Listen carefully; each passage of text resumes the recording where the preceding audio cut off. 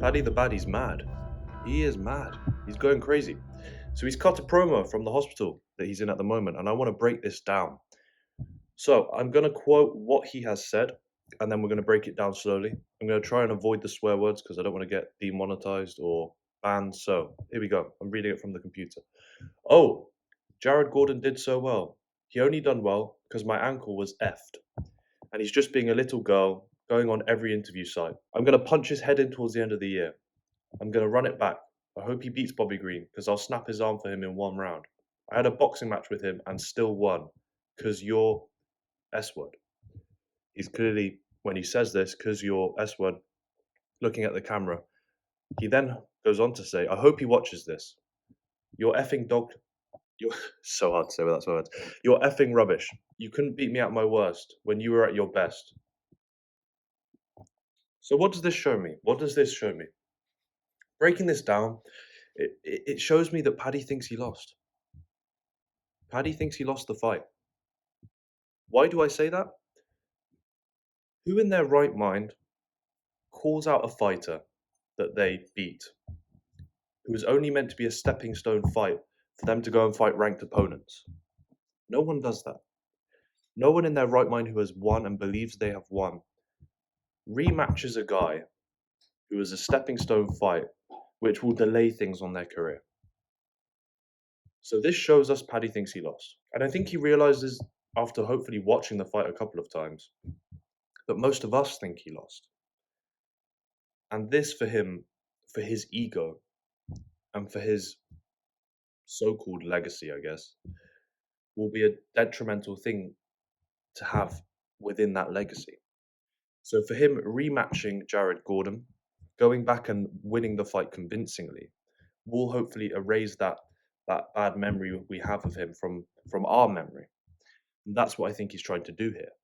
He is trying to go back, rectify what he did wrong, get a convincing win, which was, in theory, a loss in everyone else's eyes, and then move forward trying to fight ranked opponents. But then we come on to the injury, which is the one thing that really confuses me here.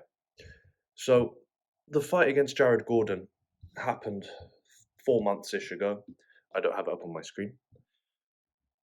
And how convenient is it that now, 4 months on, he has an injury and he can now say and blame the loss, the win, sorry, that we see as a loss.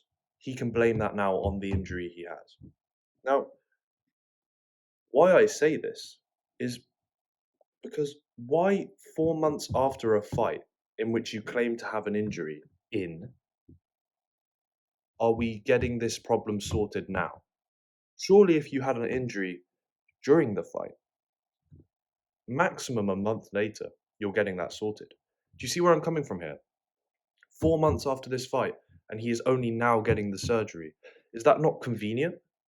That now when you want to call out the guy that you think that you supposedly beat in a boxing fight that you just said you beat in a boxing fight because you didn't feel good. Now you can call him out and then blame it on something. This is where I get confused. But of course, I'm only speculating. This is an answer I will never have, and you guys will never have unless he comes out and says it. He might, in all honesty, have been injured. But I'm just sharing this with you guys that it's weird 4 months after a fight to only just be getting surgery on the injury that you had.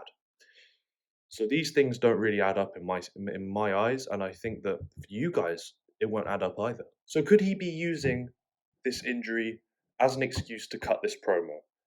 The answer is yes, he could be, but we will never know why. And then he claims he wants to run this back. Now, this is where we need to put our thinking hats on.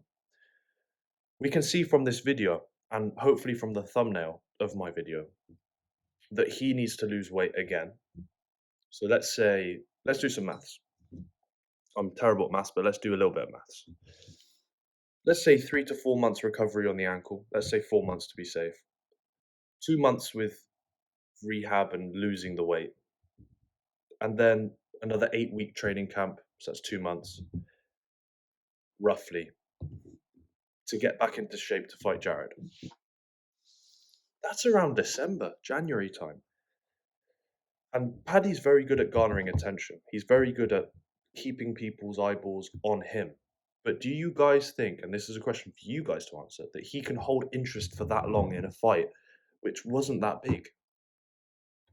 Can he hold the interest of the people till December, January time with regards to him fighting again against Jared Gordon? If you ask me, do I still think people will be interested in a Jared Gordon fight in January? Not in my eyes. In my eyes, it's not an interesting fight. I know what I think, but I want to know what you guys think. Do you guys think he can hold the attention of the public for this long until January to then get a rematch against Gordon? That's the question I have.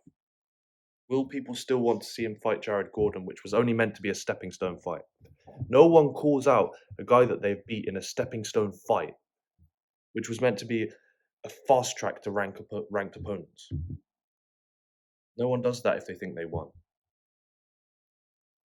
Paddy Pimblett clearly thinks he lost, but can he hold the attention of you guys? That's the real question.